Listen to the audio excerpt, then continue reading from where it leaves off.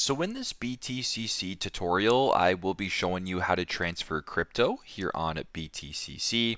So once the app is opened up, I want you guys to go to the home page here in the bottom left. Once you're here, this middle bar, I want you to slide it all the way to the right and then select the three dots or where it says more.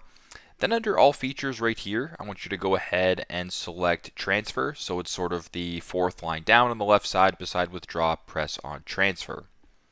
Once you're here, you can select the account that you're transferring crypto from. So if you were to select on futures account right here, you can do a futures account, a spot account, or a TradeFi account. And then where it says wallet account right here, you can go ahead and select where you want to transfer it to. In this case, it of course would be the opposite. And once that you have it selected, so in my case, I will just keep it at futures to wallet. Where it says crypto, you can go ahead and select the cryptocurrency. For example, if you wanted to transfer Bitcoin, you would transfer Bitcoin, type in the amount, for example, and then go to the bottom, press confirm to complete the transfer. So that is how you guys can transfer crypto here on BTCC. Thanks again for watching and hope this helps.